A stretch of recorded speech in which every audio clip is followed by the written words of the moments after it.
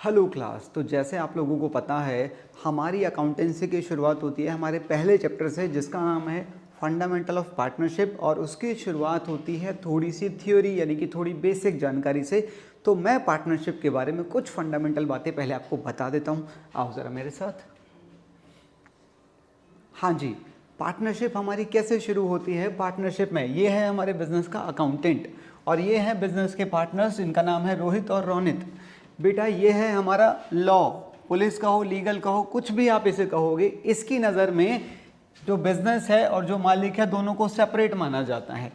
Accountant की नज़र में ये बिजनेस और ये मालिक दोनों को सेम माना जाता है। इसीलिए बोला जाता है लीगल पॉइंट ऑफ व्यू से पार्टनरशिप और बिजनेस के जो मालिक हैं वो सेम है, पर अकाउंटिंग पॉइंट ऑफ व्यू से यानी अकाउंटेंट की नज़र में बिजनेस और जो मालिक हैं वो सेपरेट माने जाते हैं, क्योंकि अकाउंटेंट का फर्ज है बिजनेस के अकाउंट्स मेंटेन करना। आगे चलते हैं। चलिए बेटा, इसके अंदर तीन हमारे जो टर्म्स यूज़ होती हैं, जैसे कि अगर मैं बात करूं ये एक बिजनेस है जो कि ए बी सी डी और ई ने मिलकर खोला है। तो अगर मैं इनको बात करूं इंडिविजुअली, तो इंडिविजुअली मैं इन्हें क्या बुलाता हूं, इंडिविजुअली मैं इन्हें बुलाता हूं पार्टनर। फर्म के जो मेंबर होते हैं वो इंडिविजुअली पार्टनर कहलाते हैं। और अगर मैं इन्हें कलेक्टिवली बोलूँ तो दीज आर कॉल्ड फर्म, और जिस नाम से ये बिजनेस चलाया जाएगा उसे बोला जाता है फर्म नेम। तीन टर्म्स रहे, पार्टनर, फर्म और फर्म नेम। ये तीनों आपसे 1 मार्कर में पूछे जा सकते हैं। आगे चलते हैं। अब बात करूंगा बेटा कुछ पार्टनरशिप के फीचर्स के बारे में। पार्टनरशिप का पहला फीचर है 2 और मोर पर्सन्स, कि अगर आपको पार्टनरशिप शुरू करनी है तो मिनिमम 2 और मैक्सिमम 50 पार्टनर्स हो सकते हैं। और इस लिमिट के बीच में कोई भी माइनर, कोई भी ल्यूनेटिक और कोई भी disqualified by person, insolvent, foreign ambassadors, इन लोगों को पार्टनर नहीं बनाया जा सकता। किसी भी माइनर को जिसकी एज 18 साल से कम है आप उसे पार्टनर नहीं बना सकते। किसी भी ल्यूनेटिक को जो कि मेंटली डिसेबल्ड है उसे पार्टनर नहीं बना सकते। ऐसे लोग जिसको लीगली डिसअलाउ किया हुआ है, जैसे कि एनिमीज़ हैं हमारी कंट्री के, कन्विक्ट्स हैं जैसे पीके, जादू, क्रिश, इस तरह के जो लोग हैं जो नेचुरल नहीं है, इन लोगों को कॉन्ट्रैक्ट करना ही अलाउड नहीं है। और बिना कॉन्ट्रैक्ट, बिना एग्रीमेंट की पार्टनरशिप नहीं हो सकता। ठीक है, इंसॉल्वेंट, फॉरेन एम्बेसडर्स, इन लोगों को भी पार्टनरशिप में अलाउड नहीं है। पार्टनरशिप यानी कि जो एग्रीमेंट है वो अलाउड नहीं है। ठीक है बेटा, अब मैं आप लोगों को एक बात बता दूं, जैसे मैंने बोला पार्टनरशिप में मिनिमम 2 लोग हैं, तो वो 2 लोग इसके अंदर बोला गया है, पार्टनरशिप एक्ट के अंदर बोला गया है कि मिनिमम 2 लोग होने चाहिए। और मैक्सिमम की लिमिट कंपनीज एक्ट के अंदर दी गई है, उसमें बोला गया है कि अगर आप पार्टनरशिप में काम कर रहे हो तो 50 से ज़्यादा लोग नहीं हो सकते।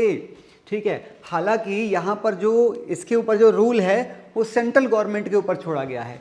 ठीक है ना, देखिए यहाँ पर आइए, section 464 of the companies act 2013, it empowers the central government to prescribe maximum 100।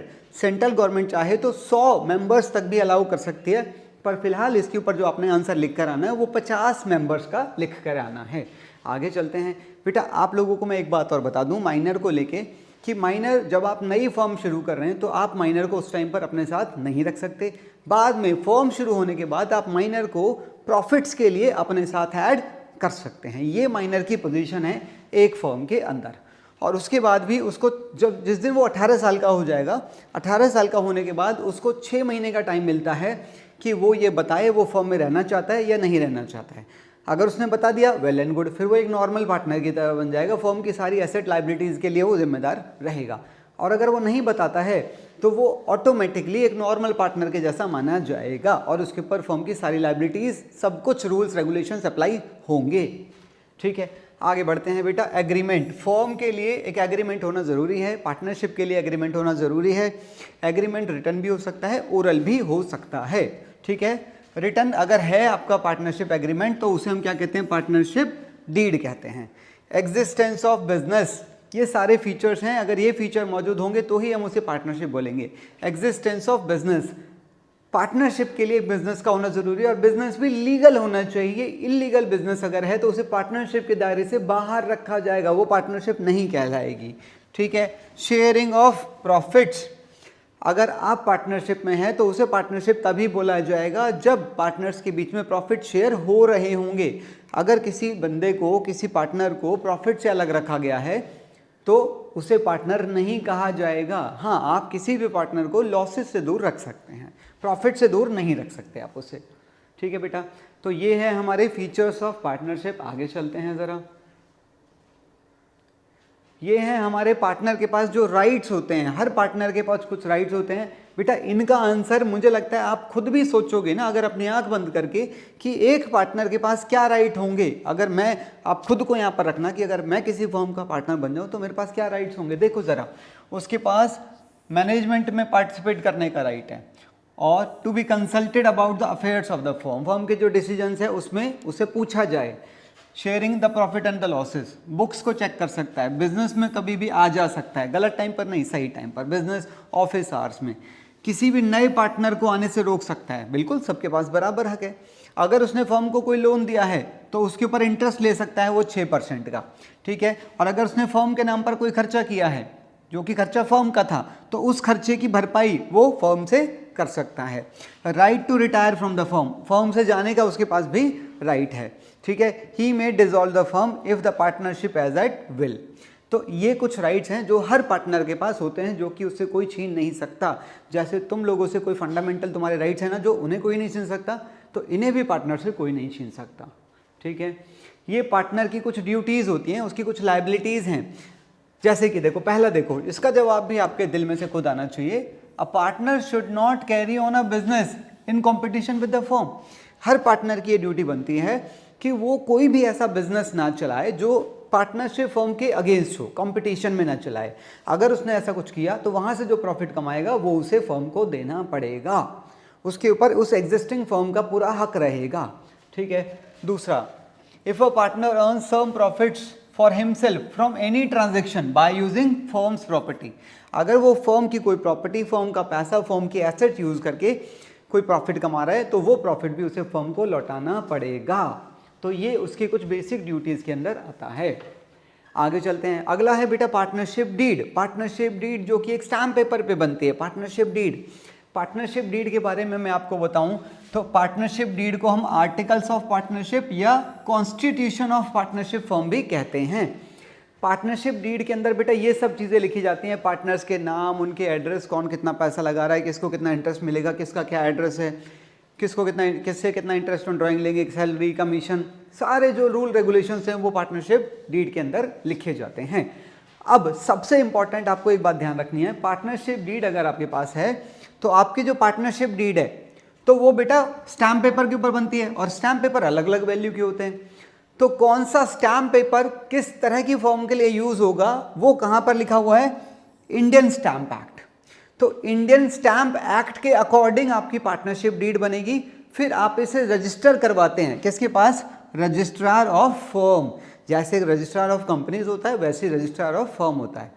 तो आपसे एक 1 मार्कर क्वेश्चन इसमें पूछा जा सकता है, जो कि एक बार बोर्ड में पूछा भी गया था। Partnership deed should be drafted and prepared as per the provisions of the, यहाँ पर आपको क्या लिखना है, यहाँ पर लिखना है Indian stamp act and preferably registered with the registrar of firms. तो ये 2 फिलअप्स हैं जो इसके अंदर लिखे जाएंगे।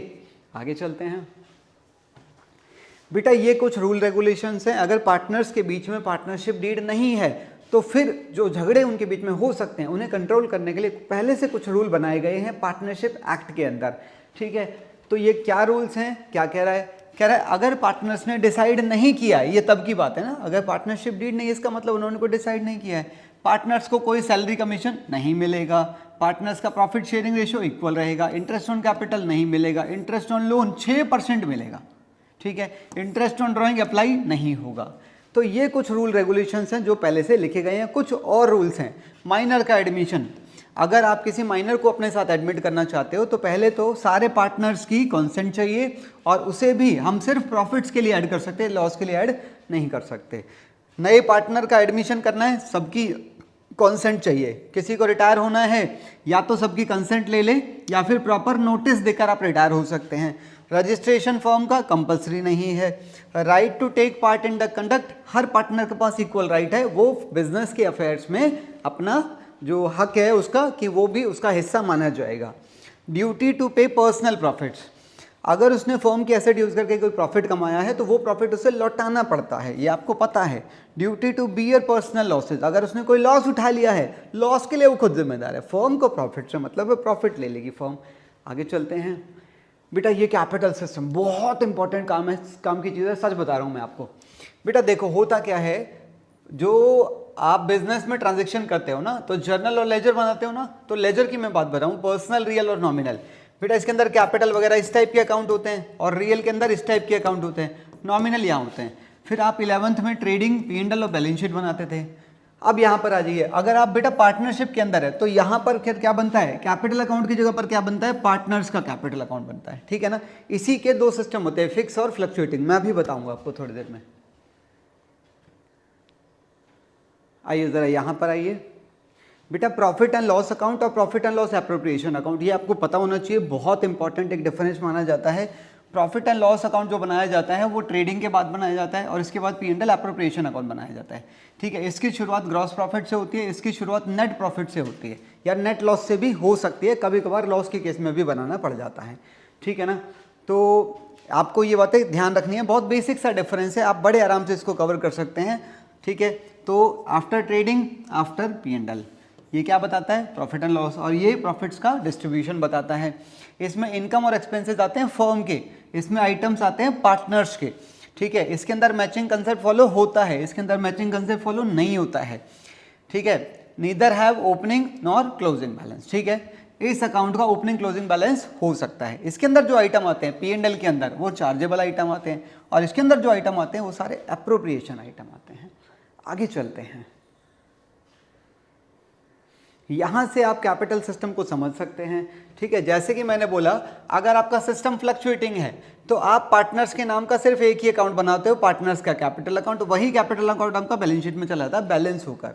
और अगर आपका सिस्टम फिक्स है तो आप पार्टनर्स के नाम से दो अकाउंट बनाते हो, कैपिटल अकाउंट और करंट अकाउंट, और इन दोनों अकाउंट का बैलेंस भी बैलेंस शीट में चला जाता है। ध्यान रखना, जो कैपिटल अकाउंट है वो हमेशा यहीं पर रहेंगे, पर करंट अकाउंट यहां भी आ सकते हैं और दूसरी साइड भी जा सकते हैं, डिपेंडिंग उनका बैलेंस डेबिट है कि क्रेडिट है।